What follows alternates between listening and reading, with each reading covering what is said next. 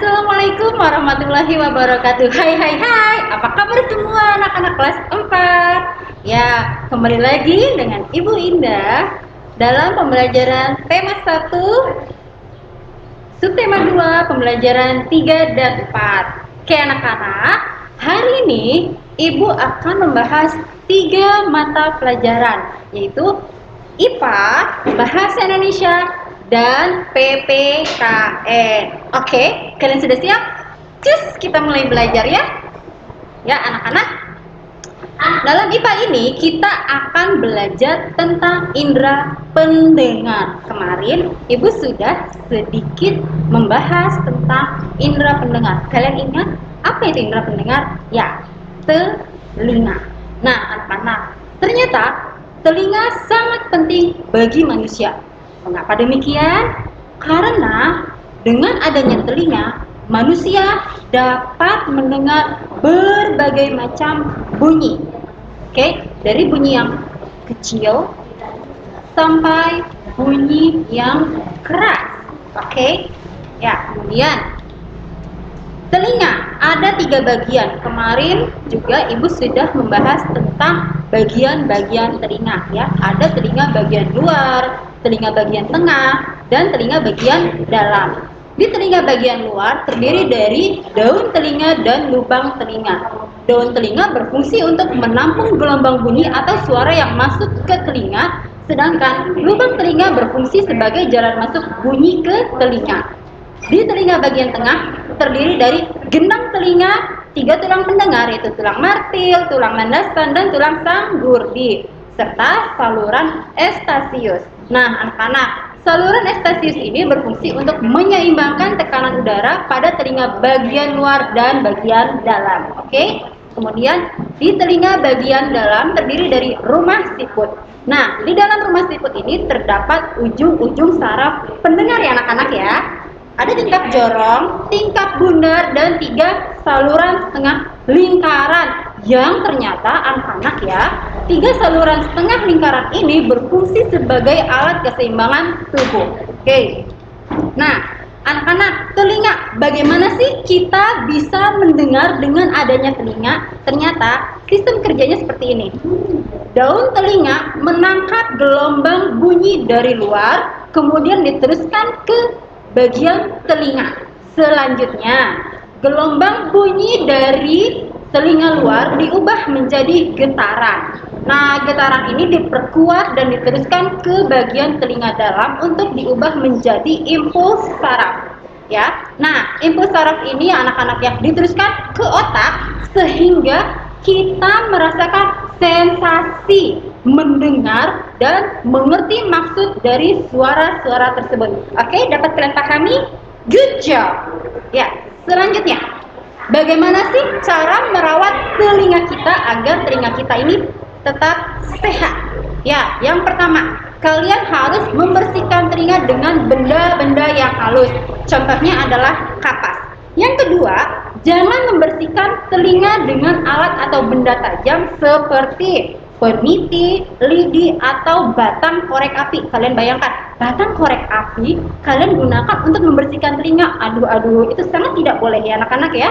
Ketiga, kalian jangan pernah mencoba untuk memasukkan benda ke dalam telinga. Contohnya beras, biji kacang hijau, atau air. Kalian kalau suka usil-usil nih ya, masukin kacang hijau atau beras ke lubang telinga, itu jangan kalian lakukan. Oke.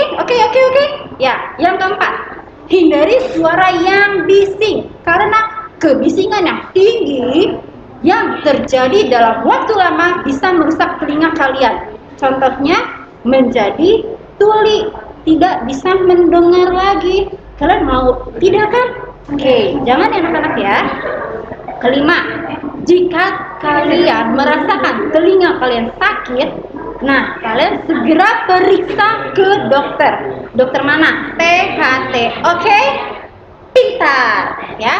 Oke, pelajaran selanjutnya adalah PPKN. Ya, karena PPKN ini kemarin Ibu sudah menjelaskan apa itu kerjasama, lalu manfaat dari kerjasama itu apa. Nah, di sini ada contoh kerjasama di masyarakat. Contohnya ronda, kerja bakti, dan gotong royong. Oke, paham? Ya, ada bahasa Indonesia. Pelajaran terakhir untuk pembahasan di pelajaran 3 dan 4 ini anak-anak ya. Nah, di sini ada teks bacaan perbedaan bukanlah penghalang. Di teks bacaan ini ada anak satu kelas ya, dia ini sedang bekerja sama untuk menghias kelas lomba 17 Agustus lomba 17 Agustusan. Nah, sebentar lagi kita akan merayakan Hari Kemerdekaan pada tanggal 17 Agustus. Oke. Nah, anak-anak di satu kelas ini ternyata mereka memiliki kepercayaan yang berbeda. Ya, ada anak yang pada hari Minggu ini harus melakukan ibadah ke gereja. Ya, anak-anak ya.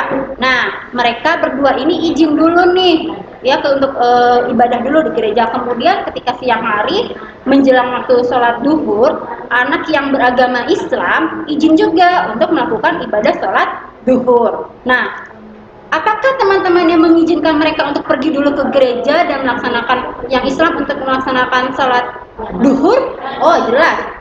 Mereka mempersilakan, mengizinkan, memperbolehkan ya.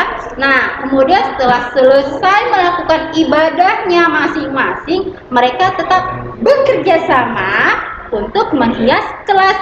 Jadi, perbedaan bukanlah penghalang kita untuk bekerja sama. Good job. Oke, selanjutnya anak-anak ya, itu tadi teksnya.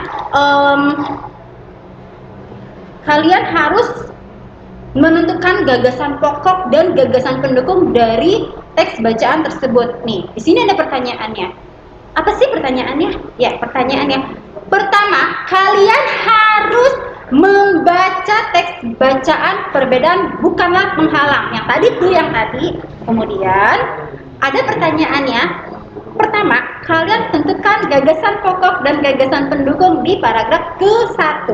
Pertanyaan kedua, kalian tentukan gagasan pokok dan gagasan pendukung di paragraf kedua. Yang ketiga, kalian tentukan gagasan pokok dan gagasan pendukung di paragraf ketiga. Jadi kalian harus menentukan gagasan pokok dan gagasan pendukung di setiap paragraf.